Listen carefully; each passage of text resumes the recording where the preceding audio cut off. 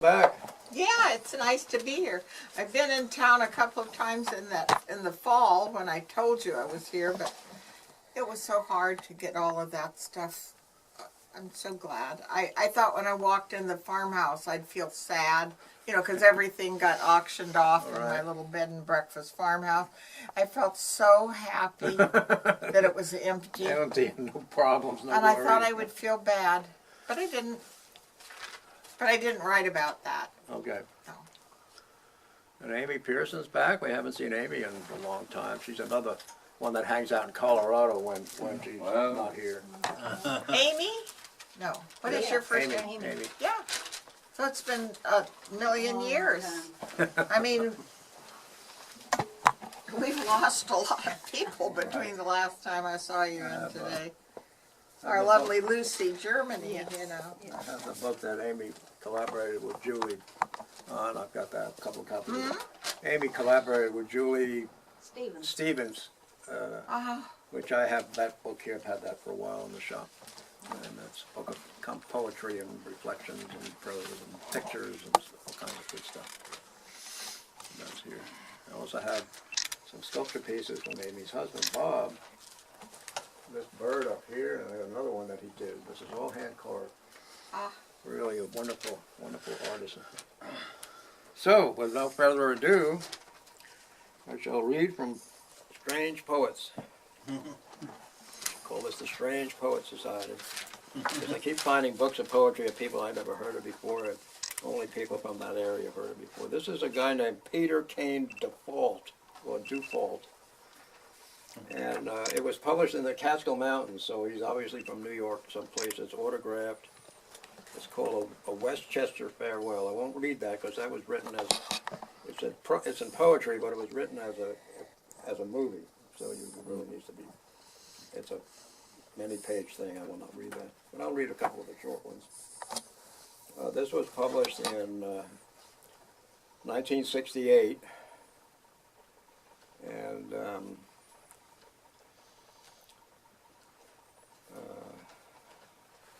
I guess he lived in Hillsdale, New York at the time, wherever that is. That's sure upstate someplace. It's Catskill, it's E&G Press, Catskill, New York is where it's public, where it's printed. And so I'll read a few of these little ones, and then I'll read some of this other stuff.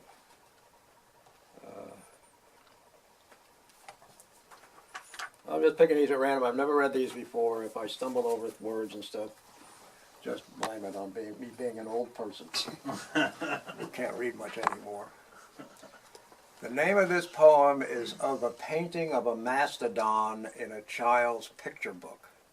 Okay, you got that? Well, here's a picture of the one.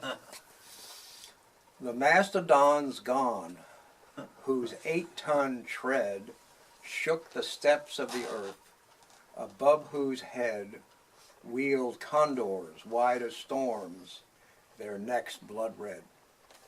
With them he is gone, out of the gates of ice and quagmire, to his cold bed to fossilize. In all eternity none will now lay eyes upon his mountainous haired hump, describe his mating thunders, his stance toward the tribe of men no priest of Pan ever imbibed. The groping divinity that heaved that hulk, heavy with ivory, forward out of the black cone forest and gray muskeg snows on his back. He might have known something of the power and the glory whose withers rose like the shore of an iceberg, and whose bones a billionth year barely will break. But long since he's utterly felled. Sometimes it makes the imagination freeze, my dears, how unsentimental God really is.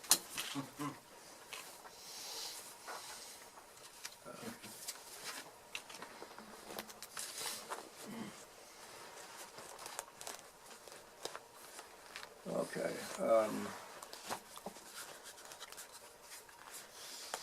This is called Girl in a Pool. pool? Pool. Go in a pool, like a swimming pool. Ah, Now I know how a mermaid's eye would look. Wet marble, socketed, sea blue, young and wild, hostile a little, over the cry, mouth blowing pearl. Spray landward under smacked flat hair, mortals, mortals her, harpy, her sea sapphire eyes mock as she surfaces to stare, who helped capsize. Ulysses' fleet and saw the drowned come yanked by fishes down glimmering to Poseidon's halls. This summer she emerges bound by 4 blank walls. In waves the color of tourmaline, a tiny Aegean, like one dabbed on an amphora or book, giving a child's sea scene its cool aura. Of abstract waves, oh abstract waves, sparkling her dolphin loins and her mackerel glance, time that has drowned Homer and saves her ignorance.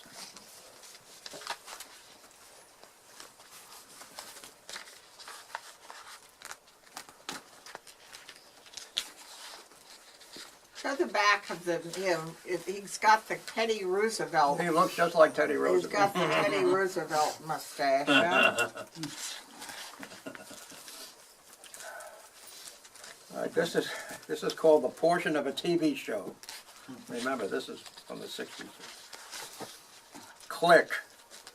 Fade in, America's kid sister selling the kind of nail polish America's big incestuous brother goes for. Dissolve. On sister's smile, which yet hangs on in the Cheshire ether, an aching fixity of appeal to our marrowmost need. For love, beauty, youth, and nail polish hangs on even into the fanfare with which, thank you very much, thank you, we are happy to have you have with us, etc., pan, to aquacade with 20 beauties, 40 porpoise thighs, frothing a pear-shaped pool, and enter Nick Dagron. Applause, Nick. Applause, cutting a new disc this week.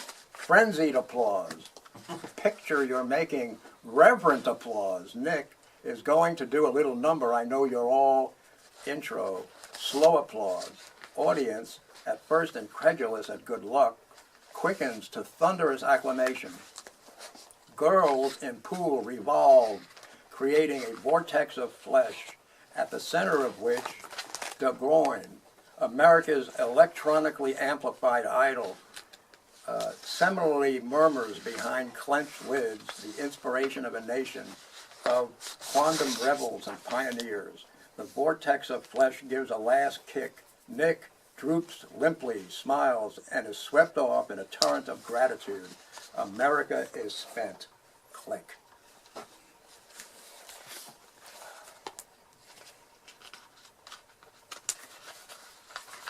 don't think Joe Dan is paying any attention to me.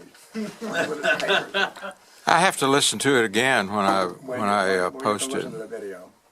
Yeah, I usually hear better on the video because I'm not. I need a hearing aid, according to my wife. Oh, okay. I just tell her, no, I need for people to quit mumbling. Smart man. So that was Peter Kane Dufault from Catskill, New York. That was all from the 60s? But yeah, that was 68 is when it was published, so they were written, I'm sure, in the 50s, in the 60s. I read a little of this book a couple of months, 2, 3, 4 months ago. This is from T.S. Eliot, the Old Possum's Book of Practical Cats. You remember I read some of that? Yeah, I remember that. And so I'm going to go Pretty back. funny. I'm going to go, yeah, I'm going to go to the middle of it and read a couple of those and then pass the baton, as they say. This is called Old Deuteronomy, as from the Bible. Deuteronomy. This is a cat named Deuteronomy, in case you haven't figured that out. Old Deuteronomy's lived a long time. He's a cat who has lived many lives in succession. He was famous in proverb and famous in rhyme. A long while before Queen Victoria's accession, old Deuteronomy's buried 9 wives. And more, I am tempted to say 99. And his numerous progeny prospers and thrives, and the village is proud of him in his decline. At the sight of that placid and bland physiognomy, when he sits in the sun on the vicarage wall, the oldest inhabitant croaks, "Well, of all things, can it be, really? No? Yes? Ho, hi. Oh, my eye. My sight may be failing, but yet I confess, I believe it is old Deuteronomy." Old Deuteronomy sits in the street. He sits in the high street on market day. The bullocks may bellow, the sheep, they may bleat, but the dogs and the herdsmen will turn them away. The cars and the lorries run over the curb, and the villagers put up a notice, "Road closed," so that nothing untoward may chance to disturb Deuteronomy's rest when he feels so disposed, or when he's engaged in domestic economy. And the oldest inhabitant croaks, "Well, of all things, can it be, really? No? Yes? Ho, hi. Oh, my eye. I am deaf of an ear now, but yet I can guess that the cause of the trouble is old Deuteronomy. Old Deuteronomy lies on the floor of the Fox and the French Horn for his afternoon sleep. And when the men say, "There's just time for one more," then the landlady from her back parlor will peep, and say, "Now then, out you go, out by the back door, for old Deuteronomy mustn't be woken." I've had the police if there's any uproar, and out they all shuffle without a word spoken. The digestive response of that feline's gastronomy must never be broken, whatever befalls, and the oldest inhabitant croaks, "Well, of all things, can it be, really? Yes? No? Ho, hi, oh my eye. My legs may be tottery, but I must go slow, and be careful of old Deuteronomy." Some of these have little pictures of little cats.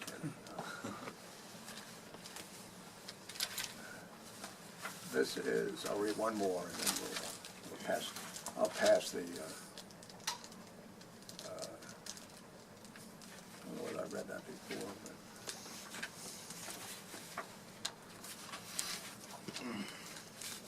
but. This is Gus the theater cat.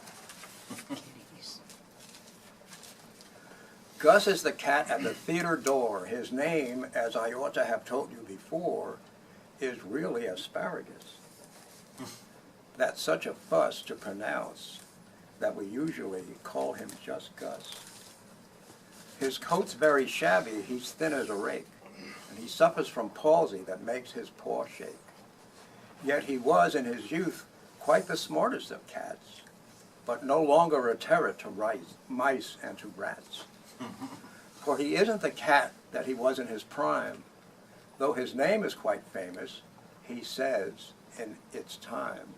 And whenever he joins his friends at their club, which takes place at the back of the neighboring pub, he loves to regale them, if someone else pays, with anecdotes drawn from his palmiest days.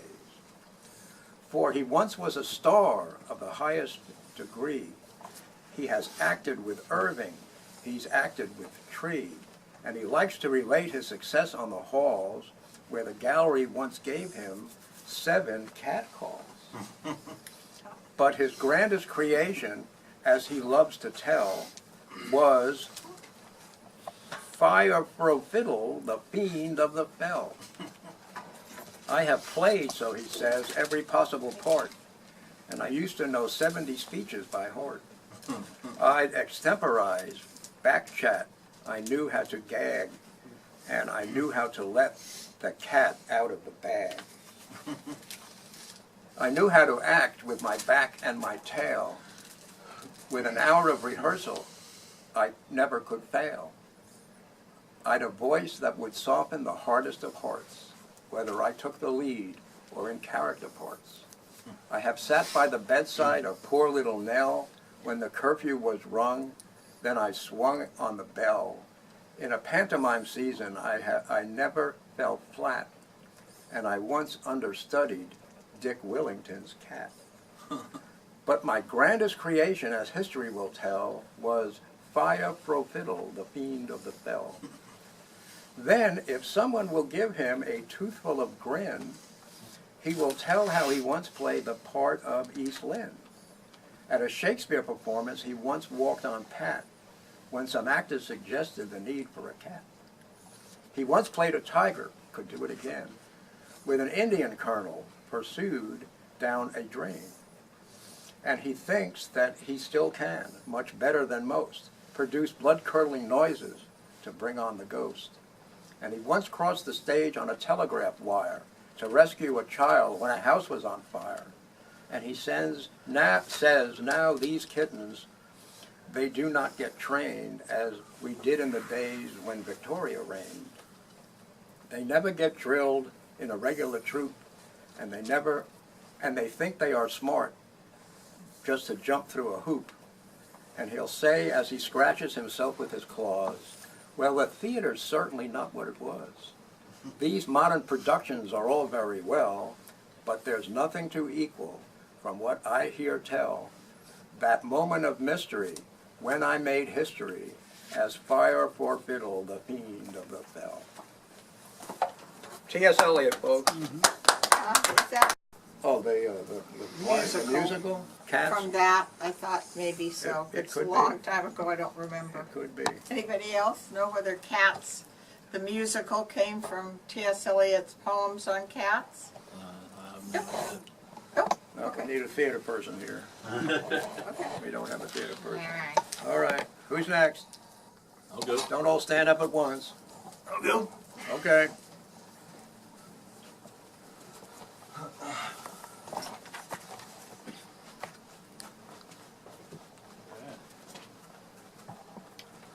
All right, I got 2 poems, and Boy, how can you read from that thing? You can't. it's smudgy, man. Boy. Probably easier than It's better than reading off my phone because I get lost all the time. Because on my phone, the cursor goes wherever it wants to go. So that's why I started writing them out again. Better. Yep. Introduce yourself for those that All don't know right. you. Those who don't know me, I'm Eric Shelman. I've been writing poetry since 1999. I was inspired by The Raven, Edgar Allan Poe. I just started writing short stories this year, finally branching out. I want to branch out into plays, operas, short novels, and regular novels eventually as well, but not right this second. So I'll write all sorts. I'm a diverse writer, and I just speak my mind. I censor myself here too. So that's, oh yeah, and I live here in Winnsboro too. So I was in the Navy as well for 4 years, so that's about it. Hence the need to self-censor. That's right. I got censored in the Navy, man. It's another story. All right. This one is a recent one of mine. It's called Voices in My Head. All right. Skeptic's voice preaches to doubt, deny, and disagree with the existence of everything, anything, and anything, because nothing truly exists. Apathetic voice says to never, oh, sorry, I messed up. Never feel any emotion except for being distraught, indifferent, and uncaring about anything and everything you've been asked about. Mother's voice says, I've shown you the way to find God, and don't understand why you hate God so much. Will give you, oh, hang on. Which will give you inner peace, true happiness, and spiritual stability. Adopted father's voice says, Lucifer has his horns and chains inside of you, and you are his nag, and that Lucifer and yourself have caused your never-ending cycles of hell. Sister's voice says, who cares what you believe in when it comes to life? Just know that I'm there for you, and I love you. Youngest half-brother's voice says, religion is utter nonsense. How may anyone believe in a God when people are using God as a crutch and excuse to kill everyone? Biological father voice says, life is about enjoying and endeavoring in whatever is pleasurable or painful in life, and that we're here to create whatever we want to be. Stoics voice says, once we come to know what we are and the world around us, like and especially the nature of the value, we will be utterly transformed, and that to them philosophy is not an interesting pastime, but a way of life. Confucius' voice says, if we don't know life, how can we know death? Absurdist voice says that for anyone who tries to find the meaning of life is dumb, because there is no point to it. This is a poet and a writer. I'm probably going to butcher his name. Honor de Balzac's voice says, during the great storms of our lives, we imitate those captains who jettison their weightiest cargo. Consciousness voice says, to use it to know right from wrong and say it's innate that we all have inside of us. Self-pity's voice says to always feel sorry for every negative thing that occurs to you and always make a scene in front of others and make them pity you.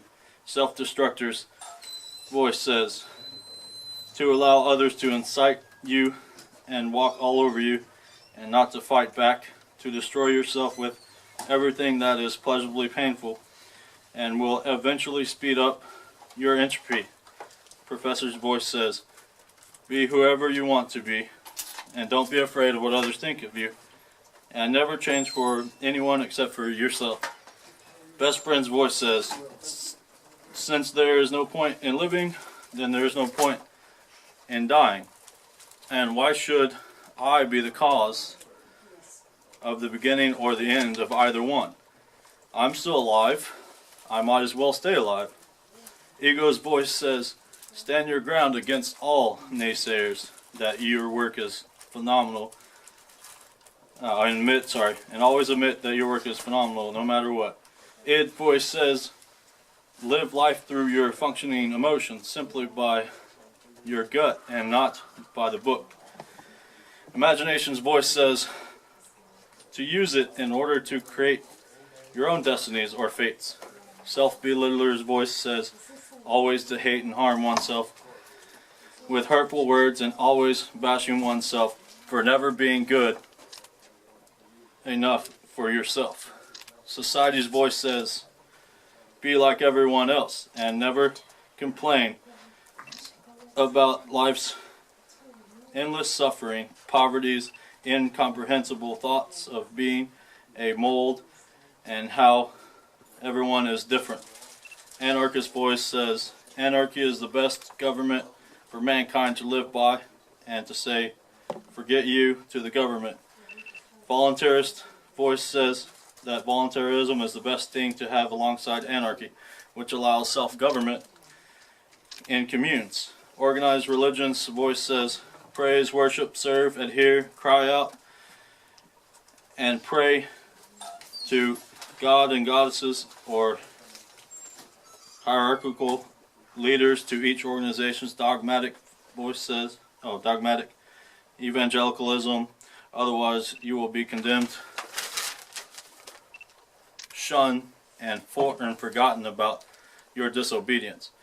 Government's voice says, go to school as a child until you graduate high school, go to college, get a real job, get married, have children, which will help contribute to our tax deficit. Always pay your taxes because we need your money in order to achieve everything we want to work yourself to death. Adhere to our rules. While we will do whatever we want to do, we will punish you if you don't comply with our rules, regulations, and laws. Voices in my head are an accumulation of voices aforementioned and a whole lot of things that are both positive and negative. Voices in my head tell me that there is no true meaning of life except that there is no point in living. Then death must be utterly pointless as well. My voices in my head tell me that I'm a primate and that I came from land and water and eventually evolved into us now. My voices in my head tell me that I'm an atheist. And I'm going to censor that part. You don't want to hear that. My voices in my head tell me to always be me. Everyone has their own voices or inner demons that they must overcome in order to succeed in life. Whether you fight them, give in to, listen to, adhere to, or just let them be, we're all at some point or at some sort of mental war within ourselves. That's the first one. And the second one, thank you. Second one's a lot shorter than that one. Good job. Thank you. Oh, you can. Thank you. You Thank you for coming. Club, huh? Yeah. Yeah, I just met him early. All right, let me get the pages folded. Nobody's gonna snatch it from you. Take your time. I know. I'm just trying to get it. I'm trying to figure out where it went. Hang on. You don't do things chronologically, huh? Yeah, kind of. There it is. Yeah. All right. This is called "Can't You Ever," and it has an A at the end. That's a wordplay instead of ever. Yo, yo, gangster. Yeah, gangster. Gangster thug. I don't go Can't to you school, I ever? kill people. Yeah, right. Can't you ever grasp the gist? Everything I say, or must I always jest about everything? In order for you to ingest, digest, and just my sayables and my readables, can't you ever see what the meaning of my stories, poems, and quotes are without without me having to clarify the confusion? Can't you ever create your own creations without me having to inspire or even make you create against your own will? Can't you ever do something for yourself and not be a parasitical fat tick sucking off of mama's and or grandma's teats, or even daddies and granddaddies' money and inheritance? Can't you ever get a job? Can't you ever get your own apartment or even a house to live in, besides living in a house next to your mother and not even paying for your own food, gasoline, vehicle, and utilities as well? Can't you ever realize that you need to be responsible for yourself, and if you have a family, you especially need to take care of them first, and then take care of yourself? Can't you ever do anything right for yourself? Can't you ever grow up and be a grown-up or a grown man and a grown woman, or a grown woman, sorry? Can't you ever listen to me or anyone else about needing to better yourself by doing the things aforementioned by me, and even those not mentioned by me? Either way, get yourself together and quit complaining about your supposed ideas of living luxuriously and grandiosely by being entitled to and receiving welfare, food stamps, and even Social Security. In the end, it's solely up to you, man or woman. Grow up or die off by allowing natural selection to run its course. That's it. Thank you. Yep, that's fine. Yeah. I like my voice to project. Okay. Projection. Okay, so what we have here, That's why we put them on the other side of town. you know, a lot of times, what I've missed about the country are the birds, flowers, and trees. And they have the birds are especially in profusion here. And I could have written a million poems about how happy and pleasant it was, but lately I've been of two minds. This is what my poem. Lately I've been of two minds. Something good is in the making. Every woman welcome, come on in. Liz is in her kitchen baking banana pudding, gonna have a fellowship with all the ladies.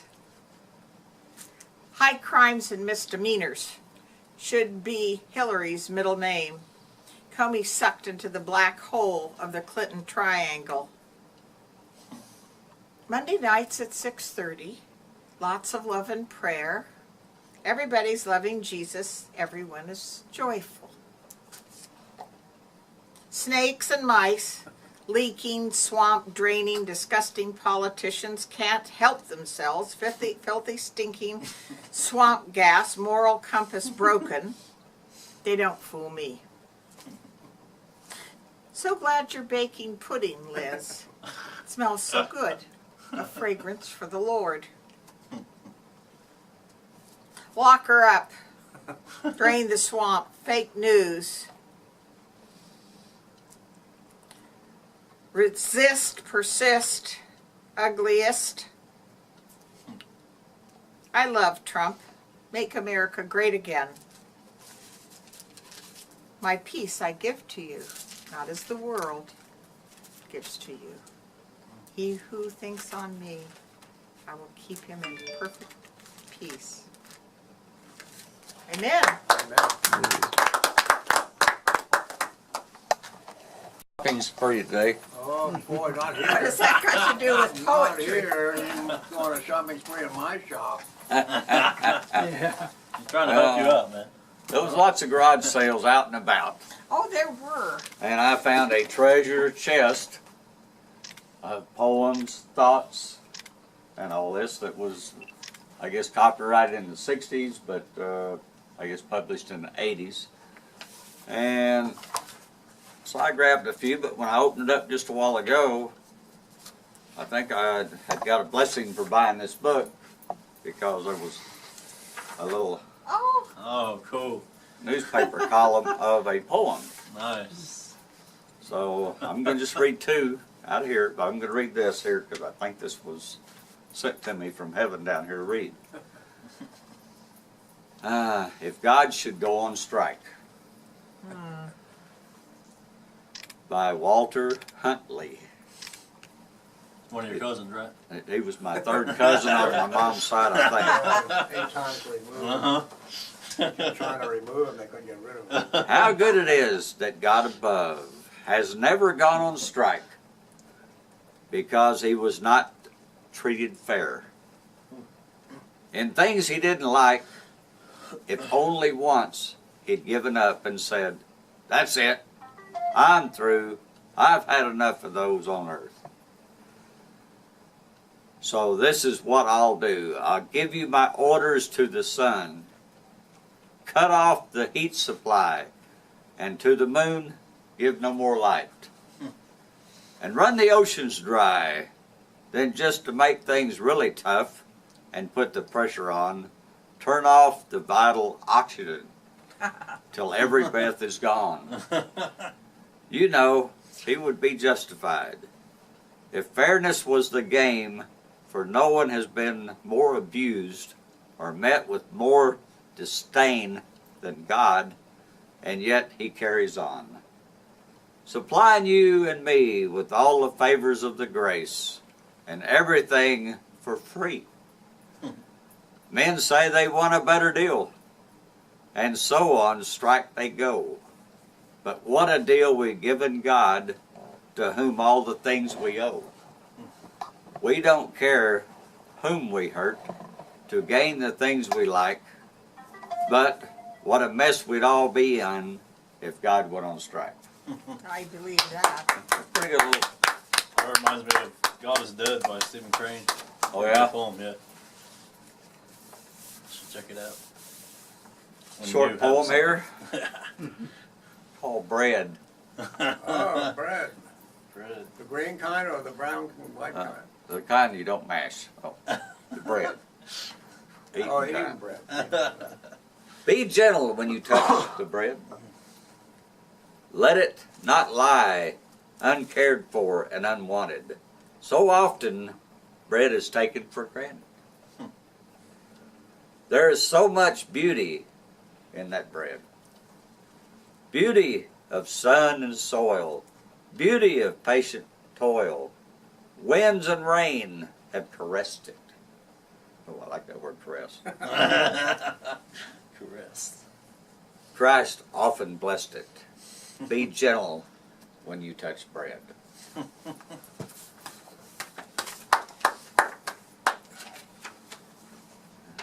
that's just cool. You gonna read a third of the two poems you're gonna read? This is the last one. That's a third of the two poems. That's all right. 12 things to remember if you don't remember anything else. Besides, I'm single. If there's any single women out there, no, I'm joking. They have 12 things to remember. This is by whoever thinks. Who wrote it? Who wrote it? Who did write it? Yeah. Number 1, the value of time. Number 2, the success of preservance. Like preservation. Ah, How do you pronounce that? Perseverance. perseverance. Perseverance. Good. I knew you knew that word. Number 3, the pleasure of working. The pleasure of working. Number 4, the dignity of simplicity. Ooh. Number 5, the worth of your character. Number 6, the power of kindness. I should run these backwards on. The influence of example was number 7. Number 8 is the obligation of duty. Number 9, the wisdom of economy. Number 10, the virtue of patience. Number 11, the improvement of talent. I think that's written for me, huh? Yeah. Number 12, the joy of originating. And that, my friend, Originality, the joy of originating. originating. Originating. You ever heard that word? I don't know. I'll have I to don't look know. at it when you I bring don't it know if that's a over. real word or not. I Original. think Murder you just made it mystery. up, man. Mystery. See that?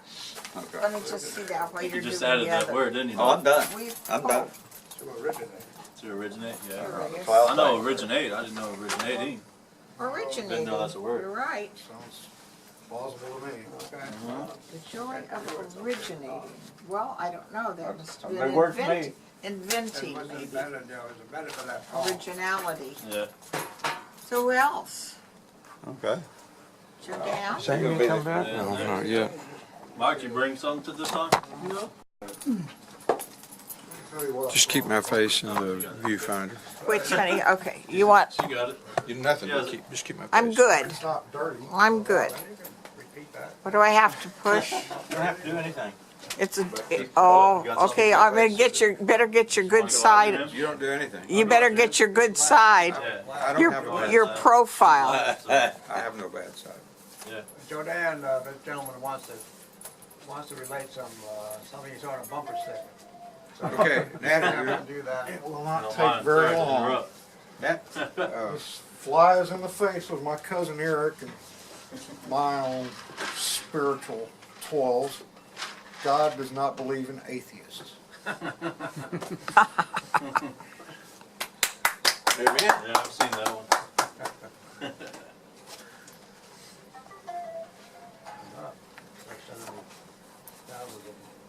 Pictures Uh-oh. it cost me 2 minutes of my. I'm going to read a poem that I'm still working on, and I will appreciate anyone who has any thoughts or suggestions after the meeting is over.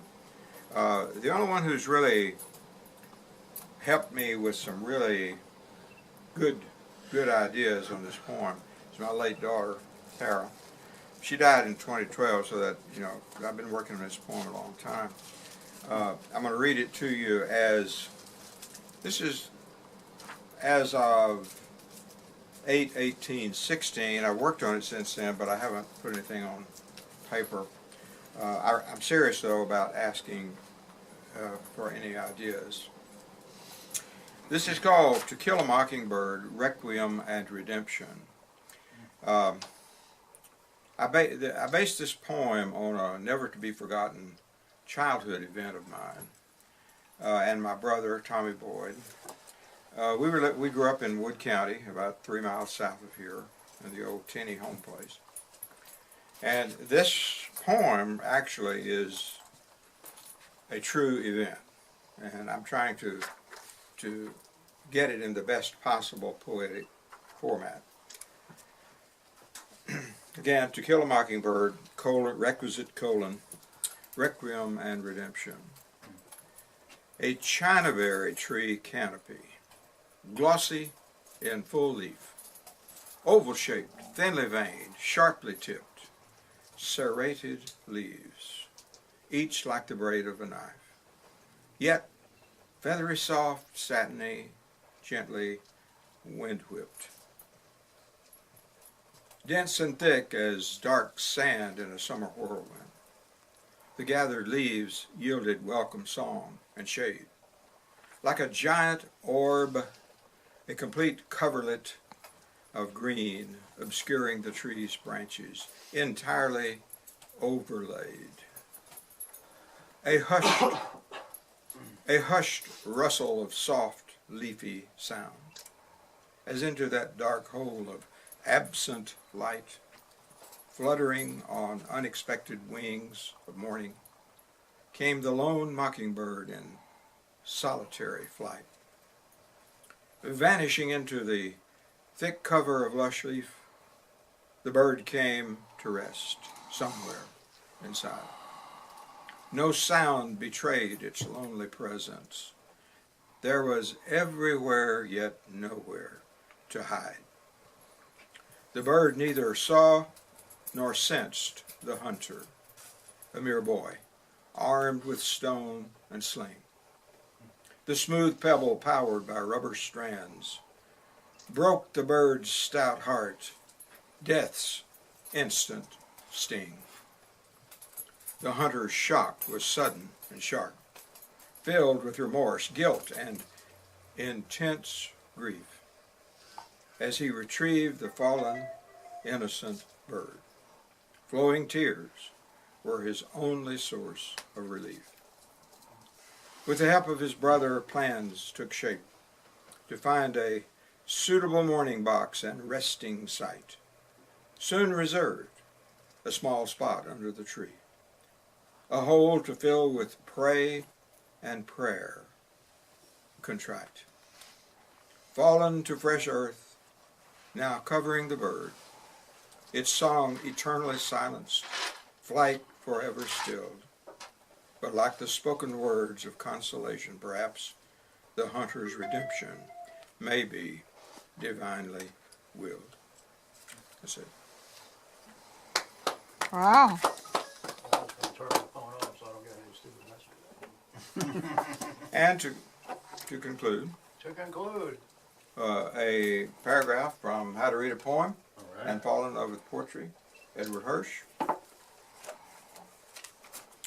We happen to be at the point where we're concluding a poem, and this is the last, actually, no, it's not the last. It's the last verse on this page. So this is one verse in a poem, and if you weren't here in the previous ones, you know, you don't have anything to base this on. But death arrives among all that sound, like a shoe with no foot in it, like a suit with no man in it. Comes and knocks using a ring with no stone in it, with no finger in it. Comes and shouts with no mouth, no tongue, with no throat. Nevertheless, its steps can be heard, and its clothing makes a hushed sound like a tree. Unless someone has anything to say, that concludes today's meeting of the Black Poet Society. Thank you, Conrad, for hosting. Thank you all for coming. Thank you. Thank you, Bonnie. I hope I see some more bumper stickers. It's the only way I will contribute. Well, years ago when I was living in Los Angeles, I had a bumper sticker on my truck.